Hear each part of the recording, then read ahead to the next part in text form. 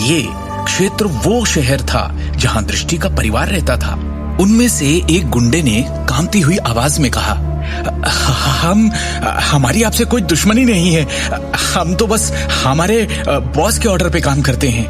दूसरे गुंडे ने उतनी ही खौफ के साथ कहा, और हमें ऑर्डर देने वाले भाई जी हैं, इसलिए बेहतर है कि आप लापरवाही से काम ना करें, वरना वो आपका जीना मुश्किल कर देंगे। शिवम को पहले जरा हैरानी हुई, फिर उसने एक पल के लिए सोचा, गाजियाबाद का जगनपुरी? हाँ, हम गाजियाबाद जिले के भाई जी जगनपुरी के लिए काम करते हैं। चूंकि आपने भाई जी की उपाधि के बारे में सुना है, इसलिए आपको अपने कदम जरा फूंक फूंक कर रखने चाहिए। जब उन गुंडों में से एक ने देखा कि शिवम ने भाई जी यानी पुरी के नाम के बारे में सुना है, तो उसका स्वर और भी कठोर हो गया। शिवम ने एक व्यंग्य भरी हंसी हंसी।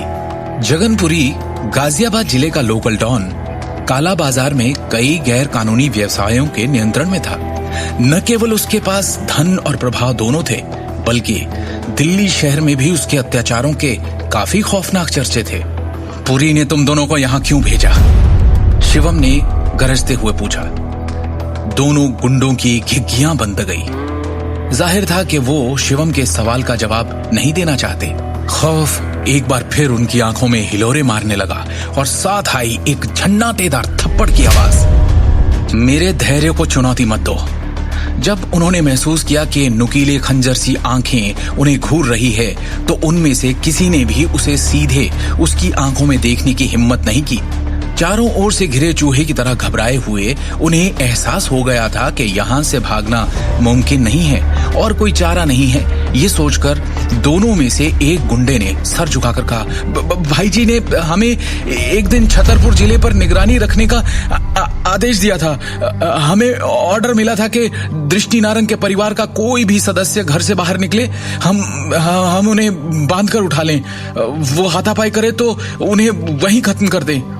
भाई जी उन्हें उठवाकर उनके साथ क्या करना चाहते हैं, इसका हमें सच में अंदाजा नहीं। मुझे पुरी के पास ले चलो, शिवम ने ठंडे स्वर में कहा। उसे लग रहा था उसे दृष्टि के परिवार को जल्दी ही किसी सुरक्षित जगह ले जाना होगा, क्योंकि छतरपुर में दुश्मनों की नजर अब उन पर थी। भले ही इन गुंडों ने तक्षक विद्या सीख रखी है, पर शिवम के सामने ये नौसिखिए थे। इस बात से शिवम को एहसास हुआ कि प्राचीन मार्शल आर्ट की दुनिया के लोगों को अभी तक उसके ठिकाने का पता नहीं चल पाया है। शिवम ने फैसला कर लिया कि वो जगनपुरी से मिलेगा और इन सब के पीछे जो भी है वो उसे ढूंढ कर रहेगा। शिवम की शक्तिशाली मार्शल पावर को प्रत्यक्ष रूप से देखने के बाद दोनों गुंडों ने विरोध करने की हिम्मत नहीं की और आज्ञाकारी ढंग से शिवम को साथ लेकर वहां से चल दिए। 20 मिनट बाद गुंडों के नेतृत्व के बाद शिवम स्काई टावर की तीसरी मंजिल तक जाने के लिए आगे बढ़ा। कुछ देर बाद शिवम ने खुद को एक निजी बड़े कमरे में पाया। उज्जवल रोशनी वाले कमरे के बीच में एक सम्मेलन की मेज थी, जिसके चारों ओर 10 से अधिक लोग थे। वो सभी बेहद क्रूर लग रहे थे, क्योंकि उनकी उजागर त्वचा टैटू से भरी थी, जिसने उनकी डरावनी उपस्थिति में और योगदान दिया। सम्मेलन की मेज के दूसरे छोर पर एक दुबले पतले अधेड़ उम्र के व्यक्ति के साथ एक भयावह उपस्थिति बैठी थी। एक फूलदार कमीज पहने वो लगातार अपने हाथ में रुद्राक्ष की डोरी डालकर खेल रहा था। मैं निश्चित रूप से आपकी हिम्मत से प्रभावित हूँ, मेरे आदमियों को पीटने और फिर भी मेरे पास आने की हिम्मत करने के लिए। आप जगनपुरी हैं, है ना? मेरे पास गुंडे भेजने के लिए किसने आपको ऑर्डर दिया? शिवम ने शांति से पूछा। हाँ, पुरी ने तिरस्कार से भरी अभिव्यक्ति के साथ कहा। दिल्ली शहर में काफी साल रहा, पर तुम्हारे जैसा बेवकूफ कभी नहीं देखा। मेरे क्षेत्र में दौड़ने के बाद भी तुमने इतना अहंकारी व्यवहार करने की हिम्मत कैसे की? क्या लगता है तुम्हें? हो कौन तुम? तुम्हारे पास स्वर्ग का रास्ता था, फिर भी तुमने नरक का चुना। पुरी के 30 से अधिक आदमी टेबल के नीचे से 1 मीटर से अधिक लंबी स्टील की छड़ें निकालने के लिए आगे बढ़े और शिवम की ओर दौड़ पड़े।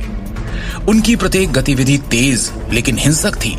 जैसे ही उन्होंने अपनी स्टील की छड़ें शिवम की खोपड़ी की ओर घुमाई, ऐसा लगा जैसे शिवम की मौत आज निश्चित है। क्या होगा शिवम का?